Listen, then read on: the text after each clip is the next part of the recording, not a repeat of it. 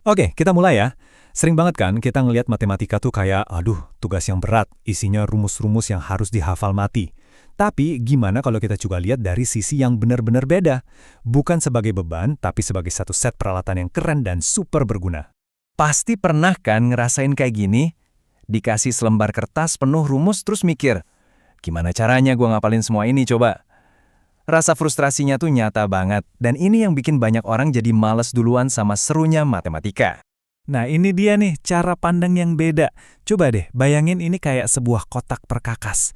Anggap aja setiap rumus itu bukan aturan kaku, tapi alat khusus di dalam kotak itu.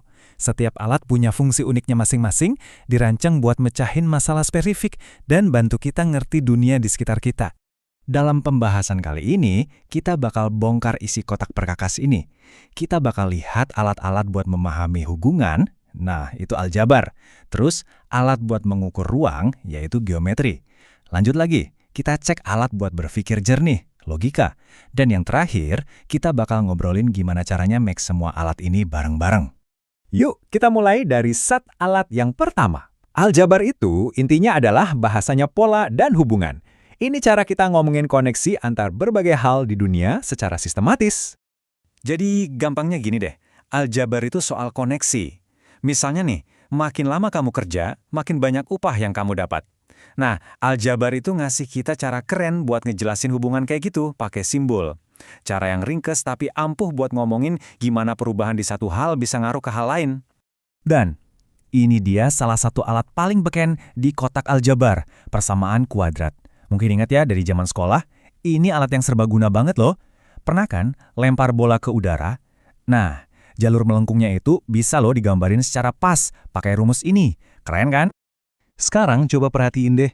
Yang seru dari sini tuh, huruf A, B, sama C itu bukan cuma huruf biasa. Anggap aja itu kayak tombol-tombol putar di sebuah mesin. Dengan kita muter-muter tombol itu, kita bisa ngubah total hasil yang keluar dari mesinnya. Coba kita lihat langsung contohnya di tabel ini. Kalau kita ubah A, tombol pertama kita, dari positif ke negatif, wush, parabolanya langsung kebalik. Dan dengan ngatur kombinasi angka lainnya, kita bisa kontrol apakah parabolanya motong garis, cuma nyentuh dikit atau ngambang di atas. Tuh kan, ini bukan lagi soal hafalan, tapi soal gimana kita ngendaliin bentuknya. Tapi kan kadang jawaban itu nggak cuma satu angka pasti. Kadang kita perlu tahu kapan sesuatu itu lebih besar atau lebih kecil dari nilai tertentu. Nah, disitulah alat kita berikutnya muncul, pertidaksamaan. Dan enaknya, buat pakai alat ini tuh ada panduannya, ada langkah-langkahnya yang jelas. Dengan ngikutin step-step ini secara urut, kita bisa dengan pede nemuin semua kemungkinan jawabannya. Jadi ini tuh sistematis, bukan main tebak-tebakan. Oke, tadi kita udah lihat alat buat ngebaca hubungan. Sekarang, yuk kita pakai alat-alat itu di dunia nyata yang bisa kita lihat dan pegang. Kita masuk ke dunianya geometri dan trigonometri. Anggap aja geometri itu kayak dinahnya alam semesta. Ini adalah aturan-aturan yang ngatur semuanya, mulai dari bentuk sarang lebah yang sempurna sampai cara ngerancang jembatan biar kokoh. Semuanya soal bentuk, ukuran, dan posisi. Coba diperhatiin alat yang super elegan ini, rumus lingkaran.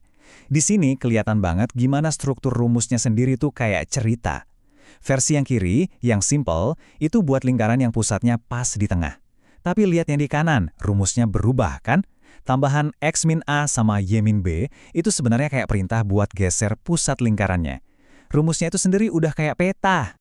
Dan pas kita berurusan sama segitiga, kita keluarin nih seperangkat alat khusus, trigonometri.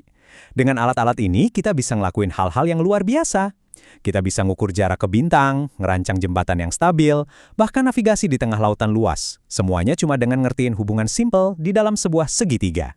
Oke, kita udah punya alat buat hubungan, alat buat ruang, sekarang kita lihat fondasinya. Yang ngebangun itu semua, logika. Ini adalah perangkat buat nyusun argumen yang anti roboh. Tabel kebenaran ini mungkin kelihatannya ribet ya, tapi sebenarnya ini tuh cetak biru buat kita mikir lurus. Contohnya lihat kolom dan. Pernyataan P dan Q cuma bisa jadi benar kalau P dan Q dua-duanya benar. Kalau ada satu aja yang salah, ya udah, hasilnya pasti salah. Alat ini mastiin argumen kita nggak ada celahnya. Nah ini dia, dua jurus logika paling ampuh. Modus ponens itu ngajak kita maju. Kalau kita tahu jika A maka B dan ternyata A kejadian, kita bisa yakin pasti B juga kejadian. Sebaliknya, modus tollens ngajak kita mundur. Kalau B nggak kejadian, berarti A juga pasti nggak kejadian. Ini adalah bata-bata penyusun argumen yang kuat. Jadi, kita udah ngintip macam-macam alat di dalam kotak perkakas kita. Sekarang, bagian terpentingnya nih, gimana caranya kita mulai ngebangun sesuatu pakai ini semua? Sebelum kita tutup, saya mau bagi satu kutipan yang dalam banget dari sumber kita. Ini ngingetin kita kalau tujuan kita nguasain alat-alat ini tuh bukan buat jago sendirian, tapi buat kerja bareng, mecahin masalah bareng-bareng, dan ngebangun pemahaman bersama. Nah, ini dia poin utamanya. Setiap rumus, setiap alat yang kita lihat tadi, itu baru satu komponen. Kekuatan sebenarnya itu datang bukan dari cuma tahu satu alat, tapi dari gimana kita belajar ngegabungin semuanya, nyusun mereka jadi satu buat ngebangun solusi yang canggih, dan wawasan baru yang nggak mungkin kita dapat cuma pakai satu alat. Ini pesan yang paling penting buat diingat. Nggak usah pusing ngapalin semua detailnya. Sebaliknya, fokus saja buat ngertiin fungsi tiap alat. Coba tanya ke diri sendiri, alat ini tuh gunanya buat mecahin masalah apa sih? Kalau udah tahu itu, kamu bakal selalu bisa nyari rumusnya pas lagi butuh. Jadi, pas kita udahan nih, saya tinggalin satu pertanyaan buat Anda.